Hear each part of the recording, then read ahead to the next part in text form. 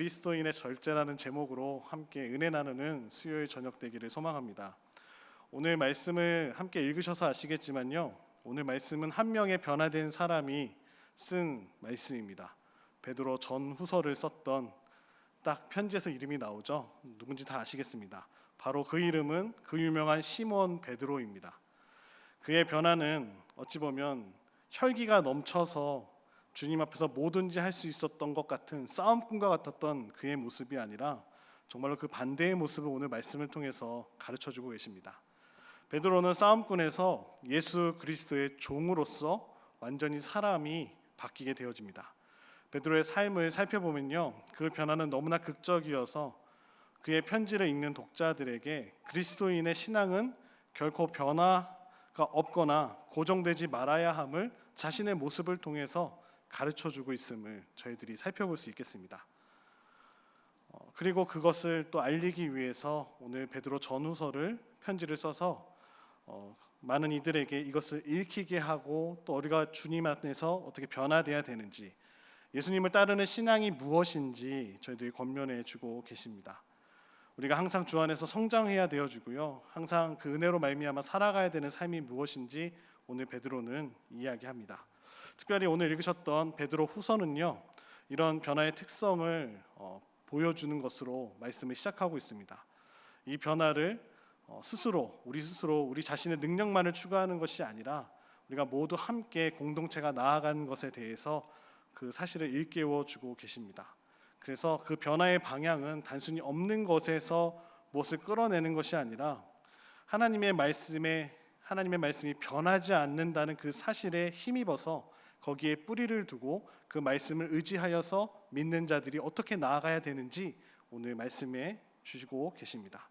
단순히 오늘 베드로라고만 밝혔던 베드로 전서와는 달리요, 여기서 베드로 후서에서는 베드로가 자신의 완전한 이름 시몬 베드로라고 자신을 소개하고 있습니다. 그렇게 하는 데는 자신의 삶에 일어났던 그 변화가 어떠한 것인지 지금 편지를 통해서 스스로 고백하는 것이죠. 시몬이 그가 예수님을 따르기 전 옛 이름이었죠. 시몬이라는 이름은요. 베드로는 예수님께서 새로 그에게 주셨던 새 이름이었습니다. 말씀해 보시면 마태복음 16장 18절 말씀해 보시면요, 또 내가 네게 이르노니 너를 베드로라. 내가 이 반석 위에 내 교회를 세우리니 음부의 권세가 이기지 못하리라. 시몬의 삶이 어떤 변화가 있는지 이 말씀 한 절을 통하여서도 저희들이 많은 것을 느낄 수 있습니다. 예수님께서 이 말씀을 하셨던 때가 언제냐면 제자들한테 자신이 누구인지 질문하셨을 때 베드로가 가장 먼저 나와서 이렇게 이야기하죠. 주는 그리스도시요 살아계신 하나님의 아들이십니다 라는 고백이 처음으로 나왔던 그 이후에 예수님께서 이제 시몬에게 베드로 너는 반석이다 라고 이름을 새롭게 지어주십니다. 베드로는 반석의 사람을 뜻합니다. 시몬이 예수님을 따를 때 어찌 보면 하나님께서 궁극적으로 그의 삶을 지어가실, 어떻게 인도하실지, 바뀌게 하실지 그것을 다 그를 부르실 때부터 보셨다라는 것이죠. 반석과 같은 사람으로 오늘 그를 세우고 계십니다. 그래서 이 반석이라는 돌이라는 뜻이잖아요. 그는 용감하게요, 또 꾸준하고 인내하고 담대하게 예수님을 따르고 쫓았던 인물이었습니다. 배신도 했지만 다시금 돌아와서 그 위에는 목숨 걸고 주님을 전하다가 순교했던 바로 베드로였습니다. 오늘날을 살아가는 저희들의 문제는 아마도 저희들의 삶 속에서 물질로 대표되어지는 어찌 보면 이 세상을 사랑하는 것, 또 결과적으로 하나님이 아니라 하나님보다 더 많이 다른 것들을 사랑하는, 성경에서 이야기하는 우상을 섬기는 것이라고 할 수 있겠습니다. 이 문제 역시 세상을 살아가면서 어떻게 하면 개개인이 그 욕구를 행사할 것인가 또 하는 문제의 그 비결을 찾아낸다면 해결될 수 있겠죠.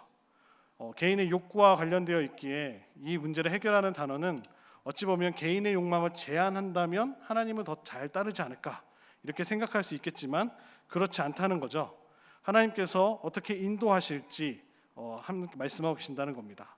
그래서 어찌 보면 그 욕망에 대해서 오늘 그 욕구에 대해서 이야기해주고 있는데요. 인간의 욕구에 대해서 메슬로우라는 학자는 5단계로 설명을 하더라고요. 첫 번째로는 생리적 욕구가 있고 두 번째로는 안전에 대한 사람들의 욕구가 있답니다. 또 세 번째로는 애정과 어디에 소속되기를 원하는 그런 욕구가 있고요. 네 번째로는 4단계로는 자신이 존중받기를 원하는 욕구가 있고, 마지막으로는 뭔가 자아를 실현하기 위한 그런 욕구가 사람에게 5단계의 욕구가 있다고 합니다. 그래서 어찌 보면은 우리 모두가 갖고 있는 것이 당연히 이 욕구라는 단어 안에 들어가 있는데요. 정당한 육체적인 필요나 또 개개인이 원하는 그 바람을 이야기도 하고요. 또 어떨 때는 잘못된 욕구를 또 이야기도 합니다. 그래서 성경에서도요, 성령의 소욕이라고 표현도 하고요, 또 육체의 소욕이라는 표현으로 이 욕구를 설명해주고 있습니다. 근데 인간이 조금 더 가지겠다고 욕심을 내면 그것은 성경에서 말하는 탐욕이 됩니다. 이 탐욕을 해결하는 비법은 어찌 보면 자기와의 싸움에서 자기 욕망과의 싸움이라고 할 수 있겠습니다. 그래서 사도 바울도요, 신자의 승리하는 삶의 비결을 육과 성령의 싸움으로 로마에 보내는 편지와 갈라디아 교회에 보내는 편지를 통하여서 강조해주고 있습니다. 그리고 에베소서와 골로새서를 통하여서 우리가 갖고 있는 신앙은 우리가 죄인인 옛 사람과 이 모든 옛된 사람의 죄된 모습과 또 우리가 성령을 통하여서 새 사람으로 거듭난 우리의 속사람의 싸움이라고 설명해 주고 있습니다. 이렇게 보면 탐욕은 아무리 구원받은 성도라고 할지라도 잘못된 육체의 소욕을 지는 것이라고 정의할 수 있겠죠. 그러니까 하나님보다 더 사랑하고 어찌 보면 하나님 말씀하신 거와 상관없이 내가 그것을 더 가지겠다라는 그런 욕심을 따라가는 삶이라고 정의할 수 있겠습니다. 근데 성경에서 말하는 탐욕의 결과는 항상 썩어짐입니다. 대표적인 예를 말씀드릴까요? 구약에 보시면 모세를 통하여서 이스라엘 백성들을 출애굽시키십니다.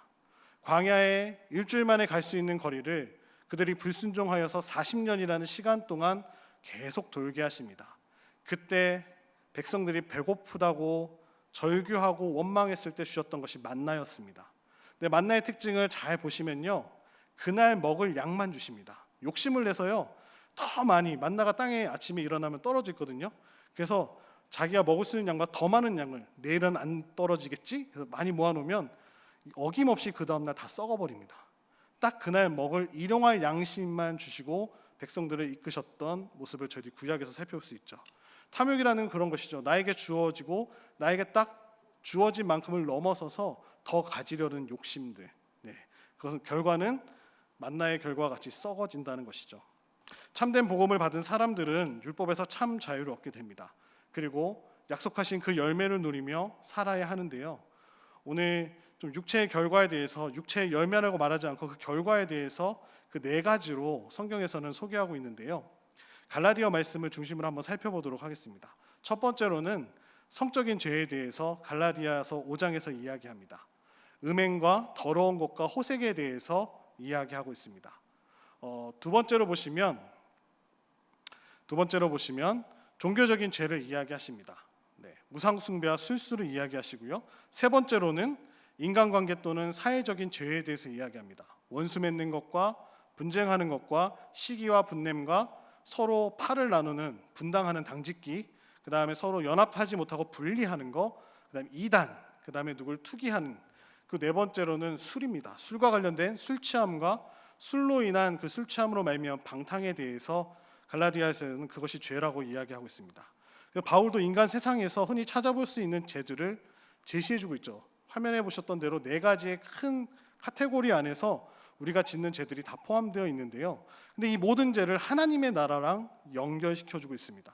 이러한 사람들은 하늘나라를 유업으로 받을 수 없다라고 말씀하고 있죠.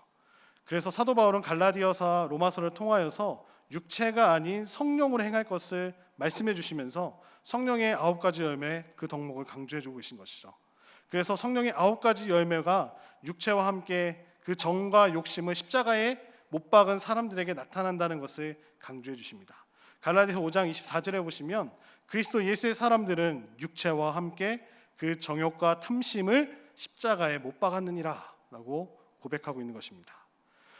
그래서 성령의 9가지 열매들을 단순히 하나의 열매로 끝나는 것이 아니라 거기에 나오는 절제라는 것을 통하여서 우리가 이 덕목에 대해서 살펴볼 것인데요. 이 하나님께서 주신 이 절제라는 것은 어찌 보면 성경에서는 다른 사람의, 그러니까 이 절제라는 것이 자기 자신이 목표한 것을 얻기 위해서, 그러니까 세상이 말하는 자기의 시간을 절제하고 먹을 것을 절제하고 자기 관리를 잘하는 사람을 이렇게 표현하기도 하는데요. 근데 성경에서는 다른 사람을 구원하기 위해서 자신을 절제한다는 표현으로, 어찌 보면 이 육체의 소욕을 따라 사는 사람과 성령의 그 열매를 맺는 사람들의 차이가 있다면, 나 중심으로 혼자 살아가는 사람은 육체의 소욕을 따라가는 사람이라고 할 수 있다면, 성경에서 말씀하시는 그 성령의 열매를 맺는 사람은 공동체 중심으로 살아간다는 것이죠.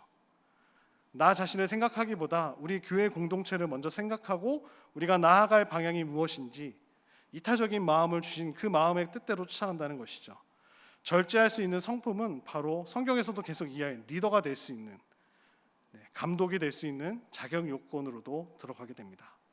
그래서 이것을 사도 바울이 한마디로 표현한 절제를 어떻게 하려냐? 인내라고 합니다. 인내. 하나님의 성품으로 나타나기도 하고요. 로마서 2장 4절에 이렇게 이야기하죠. 내가 하나님의 인자하심이 너를 인도하여 회개하게 하심을 알지 못하여 그의 인자하심과 용납하심과 길이 참으심이 풍성함을 멸시하느냐. 예수님의 참으심을 이야기합니다. 그래서 예수님께서 어떻게 그런 성품을 갖고 있는지, 우리가 어떻게 나아가야 되는지 이야기하시면서요, 또 디모데전서 1장 16절을 통하여서 바울이 사랑하는 아들 디모데에게 이렇게 이야기하죠. 내가 긍휼을 입은 까닭을 이야기하는데요, 예수님께서 나를 오래 참으셨다라고 고백을 합니다. 먼저 일체 오래 참으심을 보이사 후에 주를 믿어 영생을 얻는 자에게 본이 되게 하셨다라는 말씀으로 권면해 주고 있습니다. 하나님의 성품으로 닮아가게 하는 삶으로 바꿔주신다는 것이죠. 성령의 역사로 말미암아 성도들의 삶 속에서 그것이 나타난다는 것을 이야기해 주고 계십니다. 그래서 인내를 통해서, 고난을 통해서 주어지는 인내가 바로 절제의 열매로 나타나게 주고요, 우리를 오래 참으셔서 하나님께서 용서해 주셨다는 사실을 이야기해 주십니다. 그렇게 말씀해 주시고요, 새롭게 바뀐 베드로는 그래서 그것을 자신이 종과 사도로 묘사함으로써 오늘 이야기해 주고 있습니다. 자신의 삶의 변화된 모습이 무엇인지 오늘 이야기해 주고 계신데요, 자신을 하나님의 일꾼이다, 나는 수석이었다, 그걸 강조했던 것이 아니라 자신을 종이라고 표현합니다. 고대 헬라어로 이제 둘로스라는 단어가 노예라는 뜻을 갖고 있는데요, 다시 말하자면 예수 그리스도께 순종하며 그분을 기꺼이 따르는 자가 되는 것이 바로 베드로의 소원이었고, 그 편지를 읽는 저희들도 바로 예수님을 기꺼이 따르는 자가 되어 예수님께 순종하여 그분의 뜻에 순복하는 그런 사람이 되기를 원하며 이 편지를 쓰고 있다는 것이죠. 그래서 그는 복종을 말하고 있습니다. 구약 성경에서 자주 사용했던 종기와 권위의 자리를 그분께 내어드림, 하나님을 경외하며 하나님을 사랑하면서 내가 그 자리, 주인의 자리에 앉은 것이 아니라 그 자리 하나님께 드림으로 표현하고 있고요. 더 나아가서 그는 사도라는 용어를 통하여서 자신이 어떻게 부르심을 받았는지 표현하고 있습니다. 시몬이 제자가 되었을 때 종종 다른 제자들보다 그는 더 열심히 있었습니다. 더 오래 예수님과 함께 있었고요, 더 열심히 그리스도를 섬기려고 노력했습니다. 아마도 심리학적 용어로 생각한다면 인정받고자 하는 욕구가 강했던 것 같습니다. 세상에서 어부였고요, 어찌 보면 사람들 사이에서 인정받지 못하고 그가 자신의 그런 자존감도 낮고 그랬던 베드로였던 것 같습니다. 그런 베드로가 예수님을 만나면서 얼마나 예수님께 인정받으려고 그가 노력했을지는 말씀에 잘 표현되어 있지는 않지만 저희들 여러 상황을 통해서 살펴보면 눈에 선이 보이는 모습들입니다. 또 그는 언제나 제자들 가운데서도 권위 있는 자리를 차지하려고 늘 앞서서 행하려고 했던 것 같고요, 어떤 예수님 질문을 던지시면 본인이 먼저 나서서 대답을 하고요, 또 예수님이 어떤 질문을 던지시면 본인이 예수님 끝까지 가겠다고 이야기하고요, 무리를 걸어오시는 예수님 모습을 보았을 때도 본인이 굳이 먼저 배에 가서 무리를 걷겠다고 이렇게 하는 행동들을 살펴봤을 때 그가 얼마나 먼저 나아가려고 했었는지 저희들이 복음서에서 살펴볼 수 있었습니다.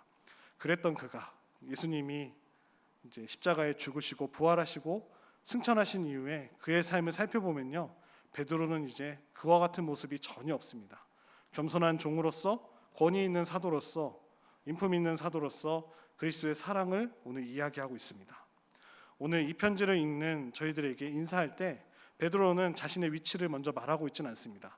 서신서를 읽어보면 어디 교회에 보낸 편지, 사도 바울이 13개의 편지를 통하여서 교회에 보냈던지 개인에게 보냈던지 어떤 보낸 장소나 아니면 보낸 곳을 이렇게 표현한다면 오늘 베드로 전후서는 그런 것이 전혀 나와 있지 않습니다. 근데 베드로는 아마 주소가 알려지지 않은 어떤 그리스도인들에게 편지를 썼다라고 학자들은 생각하고 있는데요. 어디에 살았든지 지금 이 편지를 읽어보면 그들이 당하고 있는 그들의 믿음이 공격받고 있다는 것을 저희들이 살펴볼 수 있다는 것이죠. 일부가 공격에 취약했다는 것이죠. 거짓 선지자들이 나타나서 그들을 미혹하고 그들을 공격할 때 신앙이 좀 어린 성도들은 그 말에 넘어가기도 하고 상처받기도 하고 주를 멀리 떠났던 현실들을 저희들이 살펴볼 수 있습니다. 그래서 베드로는 아마 오늘 읽진 않았지만 1장 1절에 보시면 마지막에 보배로운 믿음을 받은 자라고 격려하면서 이런 멋진 표현을 통하여서 그들이 믿음 안에서 정말로 힘있게 나아가야 됨을 이야기해주고 있는 것을 저희들이 살펴볼 수 있겠습니다. 믿음이라는 것은 예수 그리스도를 우리를 죄에서 구원해 주신 구주로서 붙들게 하는 하나님을 신뢰한다는 것을 보여주는 신념입니다. 영원한 구원을 위해 예수 그리스도께서 우리를 위해 죽으셨다는 사실을 믿고 고백하는 자들이 믿음을 고백하게 되죠. 동일하게 오늘 말씀하는 보배로운 믿음을 가졌다는 것은 어떤 믿음이 명예와 특권과 지위가 아주 사도들에게만 있는 것이 아니라 주 안에서 그를 믿는 모두가 이런 보배로운 믿음을 갖고 있다는 것을 오늘 베드로는 이야기합니다. 그래서 이것이 꼭 유대인에게만 소속된 것이 아니라 이방인에게도 동일하게 하나님의 그 은혜가 있다는 것을 말씀해 주고 계십니다.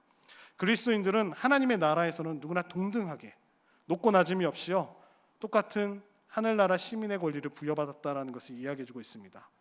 그래서 우리의 믿음은 베드로와 같은 사도들의 믿음과 동일하다라고 베드로는 고백하고 있죠. 그래서 예전에 보면 어린아이들이 막 왔을 때 예수님께 왔을 때 어린아이들 막 물리치려 했던 제자들의 모습 떠올려 보신다면 굉장히 권위적이었죠. 사람을 가려받기도 하고요. 근데 그런 모습이 지금 베드로는 전혀 없다는 것이죠. 누구나 동등하다는 것입니다. 왜냐? 하나님이 보실 때는 사도들의 믿음만큼이나 우리 모든 성도들의 믿음이 그만큼 귀중하기 때문임을 오늘 고백하고 있는 것입니다. 이러한 우리들의 믿음이 우리 하나님과 구주 예수 그리스도의 의를 힘입어서 온 것이기 때문에 그 의를 힘입어서 우리가 그리스도 예수 안에서 하나님께서 의로운 행위로 보여주셨던 십자가를 통하여서 우리를 구원해 주시고 그리스도 예수께서 우리를 위해 십자가에 돌아가심으로 말미암아 하나님 앞에서 우리를 의로운 자라고 세워주신 일을 말씀해 주고 계시는 것입니다. 베드로가 이것을 다르게 이야기한 것이 아니라 하나님의 은혜는 누구에게만 특정한 사람에게만 있는 것이 아니라 우리 모두에게 동일하게 베풀으셨다는 사실을 또 동일한 은혜의 기회를 주셨다는 사실을 고백하고 있는 것입니다. 베드로후서 1장 2절의 인사말을 보시면 전서와 1장 2절과 후서 1장 2절이 굉장히 똑같습니다. 그 내용을 공통적으로 보면 이런 내용이 들어가는데요. 공통적으로는 은혜와 평강이 너희에게 더욱 많을지어다. 끝에 부분에 있는 그 내용이 공통적으로 들어갑니다. 인사를 통해서. 근데 베드로후서 1장 2절에 추가된 내용이 있는데요. 그 앞에 이런 말씀이 들어갑니다. 하나님과 우리 주 예수를 알므로 은혜와 평강이 너희에게 더욱 많을지어다. 후서에서만 이 내용이 추가되고 있습니다. 여기서 나오는 이 알미라는 게 이론적으로 하나님을 아는 지식을 이야기하고 있는 것이 아닙니다. 그것은 하나님이 인격적으로 안다는 그 지식을 말씀해 주고 계십니다. 사람이 누군가를 충분히 알고 그 사람의 마음을 이해하기 시작했다는 것을 진짜 안다고 이렇게 표현하는 것이죠. 인격적으로 눈을 맞추고 대화를 하고 같이 식사라도 한번 하면서 그 사람이 누군지 인격적으로 아는, 오늘 말씀하신 하나님과 우리 주 예수를 알므로는 그런 표현입니다. 우리 하나님과 예수 그리스도에 대한 인격적인 지식이 자라갈 때 우리가 그리스도를 통한 그 하나님 아버지의 무조건적인 용납하심을 경험할 때 변화가 시작된다는 것을 오늘 말씀해 주고 계십니다. 그것이 너희에게 더욱더 많아지기를 기원하고 있는 것이죠. 우리는 은혜와 평강을 더욱 많이 경험하기 시작합니다. 매일매일 삶 속에서 하나님과의 관계뿐만이 아니라 성도 간의 관계를 통하여서도 지체들을 통하여서도 그것을 배우고 있죠. 우리를 부르신 분은 은혜로 우리를 그분의 나라에 속하게 하신 분은 우리를 영적으로 변하거나 자라게 하실 수 있는 분이십니다. 생명과 경건을 합쳐서 경건한 삶이라고 표현합니다. 그리스도를 따르는 자가 변화되어야 할 목적지가 바로 경건한 삶이죠. 이 경건한 삶은 두 가지 중요한 뜻을 갖고 있는데요. 첫 번째로는 위엄 있고 거룩하신 분 앞에 경외의 태도를 가지는 것입니다. 하나님을 경외하는 사람이죠. 두 번째로는 이 경건한 삶은 순종의 행위를 말하고 있다는 것이죠. 하나님 말씀에 순종한다는 것입니다. 경건한 삶과 영적 변화의 중심에는 하나님을 경외하는 태도와 하나님께 순종하고 그 말씀에 순종하는 모습이 있다는, 그런 행위가 있다는 것을 말씀해 주고 계십니다. 우리가 많이들 이야기하죠. 경건한 삶을 살아야 한다. 하나님을 경외하고 계십니까? 하나님 말씀에 순종하십니까? 결정적인 순간 내 뜻대로 행하고 하나님의 뜻보다는 내가 하고 싶은 대로 행하고 있는 저희들의 모습이 더 클 때가 많음을 살펴볼 수 있겠습니다. 성도들이 어떤 방향으로 나아가게 하십니까? 신기한 능력으로 한 사람 한 사람을 인도하시죠. 여기 계신 모두를 이렇게 한 명 한 명 인터뷰한다면 삶 속에서 하나님의 인도하심이 뜻하지 않게 하나님께 놀랍게 역사하셨던 이야기들이 한두 가지씩은 다 있으실 거라고 생각되어집니다. 저도 있는데요. 그런 신기한 능력이 어디서 올까요? 바로 성령께서 역사하심으로 우리를 이끌어 가신다라는 것이죠. 성령님은 신자에게 은사도 주시지만 그것을 사용할 수 있는 능력을 공급해 주십니다. 하나님의 계획은 무엇일까요? 우리 성도가 경건한 삶을 사는 데 있어서 성령님의 능력을 힘입어서 날마다 나아갈 수 있도록 인도해 주신다는 것이죠. 이 과정을 어떻게 할 수 있을까요? 어떻게 할 수 있을까요? 우리를 부르신 자를 알므로, 인격적인 만남을 통해서 우리가 그것을 깨달아 알 수 있다는 것입니다. 예수 그리스도에 대해서 인격적인 지식과 또 주님 안에서 우리가 성장해 나아갈 때 그것을 알 수 있다는 것이죠. 우리가 예수님을 인격적으로 더 많이 알아갈수록 또 우리가 그분이 실제로 누구시며 우리를 위해 무엇을 하셨는지 더 많이 이해할 수 있도록 그 지식이 날로 나아갈 수 있도록 해주신다는 것이죠. 이러한 이해를 가지고 나갈 때 우리의 영적인 단계가 한 단계 한 단계 더 성장해 나갈 줄로 믿습니다. 이것은 하나님의 보배롭고 지극히 큰 약속 가운데 있는 것인데요. 예수님이 이 땅 가운데 오셔서 3년 동안의 공생의 사역을 통하여 저희들에게 말씀해 주시고 보여주셨던 삶이었습니다. 그래서 요한복음 14장 15절로부터 17장 상반절에 보시면 이렇게 고백합니다. 너희가 나를 사랑하면 나의 계명을 지키시라. 내가 아버지께 구하겠으니 그가 또 다른 보혜사를 너희에게 주사 영원토록 너희와 함께 있게 하리니 그는 진리의 영이라. 세상은 능히 그를 받지 못하나니 이는 그를 보지도 못하고 알지도 못함이라. 아멘. 요한복음에서 예수님께 순종하는 것을 돕기 위해 성령님의 계속적인 임재를 성도들에게 약속해 주시는 하나님의 약속이 담겨져 있습니다. 성령을 흔히 말씀할 때 보혜사라고 표현하죠. 보혜사 성령님이라고 표현합니다. 이 보혜사라는 단어의 뜻 자체가 옆에서 돕도록 부름받은 자라는 뜻입니다. 그러니까 우리를 옆에서 돕도록 성령님을 보내주신다라고 약속하신 것이죠. 몇몇 작성 이 단어를 살펴보면요, 이 단어가 어디서 나왔을까? 헬라어에서 나왔겠죠. 고대 용어에서 전쟁 용어 중에 하나였다고 합니다. 그리스 군인들이 전쟁에 나가서 싸움을 할 때요, 혼자 나가면 위험하잖아요. 둘씩 짝을 지었다고 합니다. 둘씩 짝을 지어 전투에 나갔는데 적을 공격할 때 앞서서 공격할 때 뒤에서 공격해 올 수 있잖아요. 다른 한 사람은 내 등 뒤에 있는 겁니다.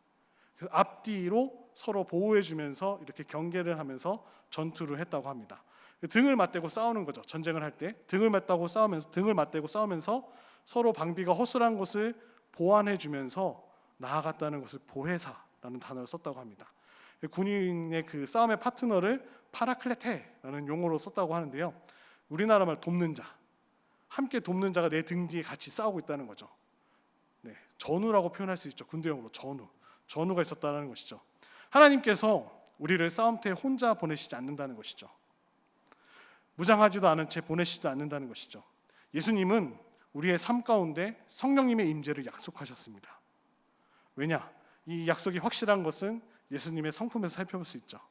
성령님의 약속들은 자기의 영광과 덕으로 언급된 예수님의 특징을 통해서 살펴볼 수 있는 것인데요.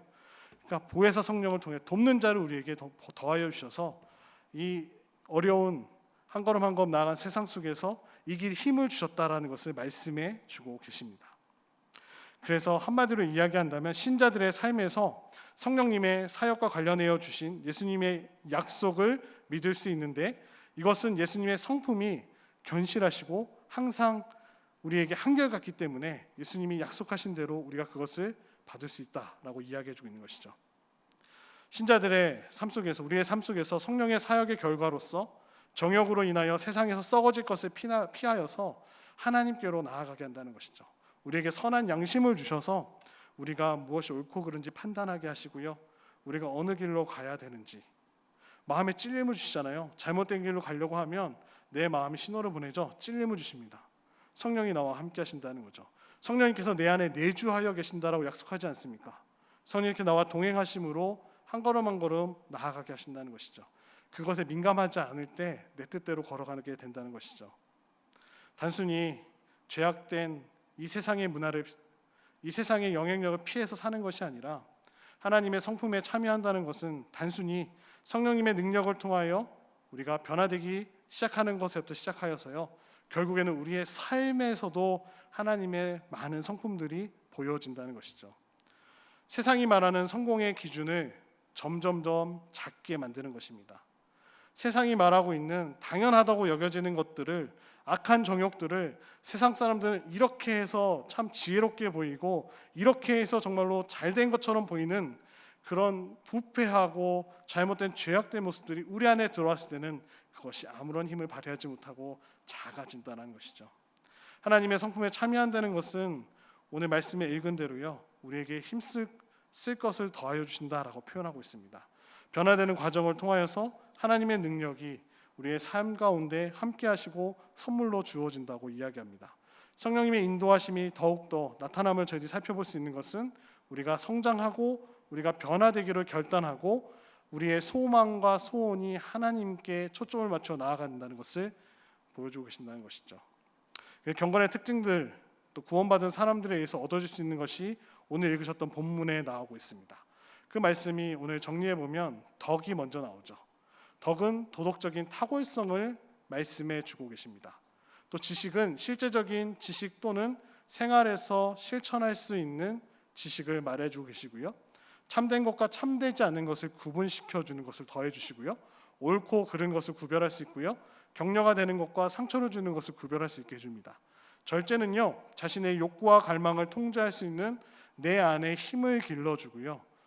그래서 이로 말미암아 성령의 능력에 힘입어서 죄악된 욕구나 갈망에 사로잡히지 않도록 하나님께서 도와주신다는 것이죠. 인내는 말 그대로 짐을 지고 걷다라는 것으로 표현되어집니다. 삶이 어려울 때 다루는 그런 용기를 가르쳐 주고요. 오늘 베드로전서 후서에서 이야기하는 그 주제인 고난과 더불어서 고난 가운데 인내하라라는 말씀을 이야기해 주고 계십니다. 경건은 앞서 말씀해 드렸던 대로 하나님을 경외하고 하나님의 뜻 가운데 순종하려는 삶, 경외와 순종을 의미합니다. 형제 우애는요, 말 그대로 가족, 그 다음에 형제 자매 간의 사랑의 관계를 표현할 때 표현되어지고요, 서로의 짐을 나눠지는 것입니다. 서로의 짐을 나눠짐으로써 예수 그리스도의 법을 성취하는 것과 관계되어집니다. 편협된 생각과 편견으로 누굴 바라보는 것이 아니라 힘들고 어려울 때 한마음 한뜻이 되어서 무거운 짐을 나눠진다라고 표현하고 있습니다. 사랑은요, 사랑받는 사람이 최고의 유익을 얻는, 내가 사랑하는 대상이 있잖아요. 그 사람이 너무 잘 되기를 바라는 마음입니다. 너무 잘 되기를 바라는 그 마음. 그래서 나의 모든 걸 주고 싶은 사람, 나의 희생, 그 유익의 희생적인 것을 말하는 것이 사랑입니다. 그래서 표로 보시면 이렇게 단계적으로 오늘 말씀과 같이 등장하게 되어지는 것입니다. 믿음부터 사랑까지 쌓고. 그래서 최종적인 것은 사랑으로 간다는 것이죠. 믿음의 덕을 쌓고요, 덕의 지식을 쌓고, 지식의 절제를, 절제의 인내를, 인내의 경건을, 경건의 형제 우애를, 그래서 사랑에 이르게 하는 그리스도의 사랑 안에서 우리가 남이 더 잘 되기를, 우리 공동체에 있는 다른 지체들이 더 잘 되기를 표현하고 있는 것이죠. 형제 우애와 사랑은 예수님의 그 사랑을 오늘 저희들에게 한마디로 표현해 주는 단어입니다. 예수님은 이 땅 가운데 오셔서 예수님이 어떤 사명을 지셔야 되는지 분명히 알고 계셨습니다. 우리의 모든 죄를 십자가에서 대속하여서 자신을 희생하셨죠. 하나님의 성령이 성도들을 변화시키는 과정 가운데 옳은 방향으로 이끌어 가시는 것, 그리스도 예수와 함께 거하게 하시는 것, 보혜사 성령이 함께 하시고요. 로마서 8장 28절로 29절에 이렇게 고백합니다. 우리가 알거니와 하나님을 사랑하는 자, 곧 그의 뜻대로 부르심을 입은 자들에게는 모든 것이 합력하여 선을 이루느니라.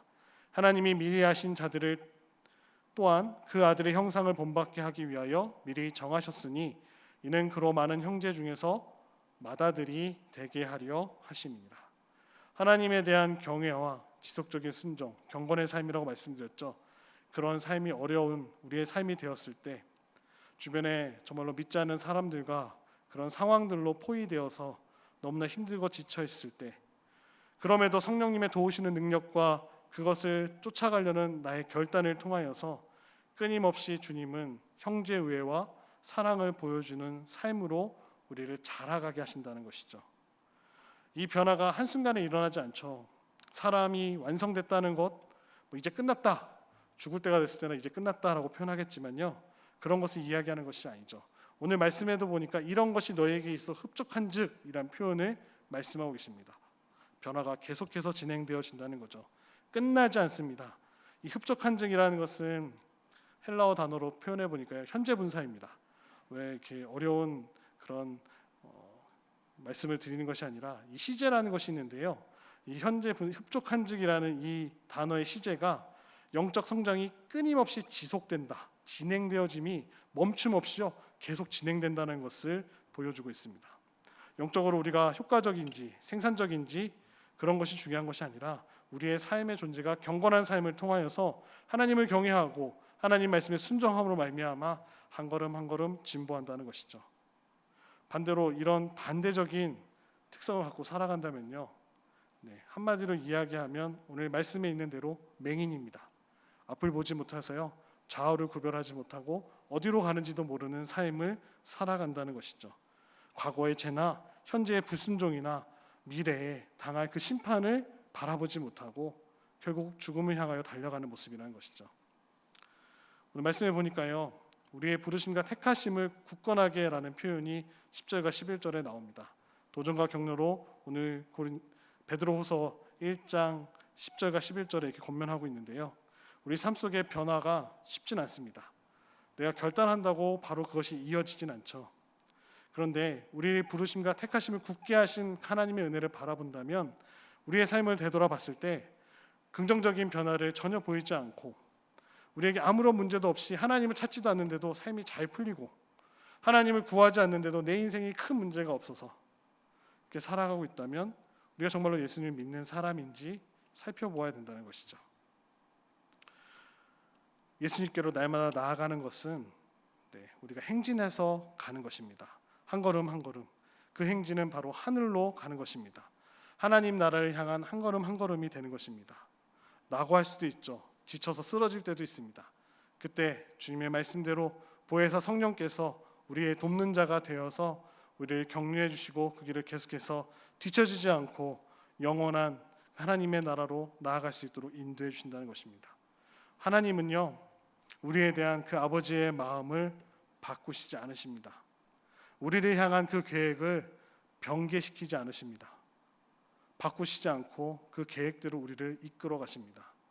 지금의 삶을 바라보시면서 내가 정말로 하나님의 사람대로 살고 있는지, 내가 정말로 하나님의 계획 가운데 거하고 있는지, 내 생각과 내 뜻대로 되지 않은 내 인생을 바라봤을 때 정말로 내 인생은 실패한 것이 아닌가, 지금까지 내가 헛살았구나 라는 생각이 들 때, 아니요, 우리 하나님께서는 사랑하는 성도님 한 분 한 분을 하나님의 계획 속에서 인도하고 이끌어 가신다는 사실을 잊지 않으시는 이 저녁에 나오신 모든 분 되시기를 축복합니다. 우리는 선하지 않습니다. 스스로 두면 부패하여서 썩어져 죽어버릴 육체의 소욕을 따라 살아갈 우리이지만 하나님께서는 우리를 그냥 내버려 두지 않으시고요, 우리를 어떻게든지 구원하시고자 그 아들을 이 땅 가운데 보내셔서 낮고 낮은 자리로 이 땅 가운데 오게 하셔서요, 우리를 붙잡으셔서 하나님의 영광의 자리로 이끌어 가신 분이 바로 우리 하나님이신 줄로 믿습니다. 하나님은 우리를 결코 쫓아내지 않으십니다. 우리를 결코 버리지 않으십니다. 언제나 함께 하시고 하나님을 경외함으로, 하나님의 말씀에 순종함으로 경건한 삶을 살아가도록 인도하십니다. 오늘 말씀을 읽었던 1장을 요약해 보면 이렇게 요약할 수 있겠습니다. 십자가에서 우리는 거룩한 사랑의 차원들을 볼 수 있다는 거죠. 하나님의 그 사랑이 높은 차원을 볼 수 있다는 것이죠. 십자가는 인간의 십자가가 아니라 하나님의 사랑을 보여주고 계십니다. 한 인간이었던 예수의 죽음으로 끝나는 것이 아니라 하나님의 사랑을 보여주고 계십니다.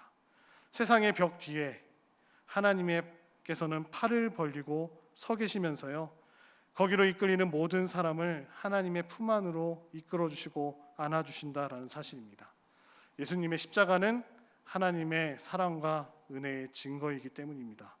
사랑하는 성도 여러분, 오늘의 삶을 살아갈 때 너무나 힘들고 지칠 때 바로 그 예수님의 십자가를 더욱더 묵상하시면서 하나님께서 우리를 경건의 삶으로 인도하시는 것, 하나님을 경외하고 말씀 가운데 순종함으로 나갈 때 하나님은 우리를 결코 버리시지 아니하고 오늘 말씀하신 대로 우리를 한 걸음 한 걸음 우리의 삶을 지켜주시고 인도해 주실 줄로 믿습니다.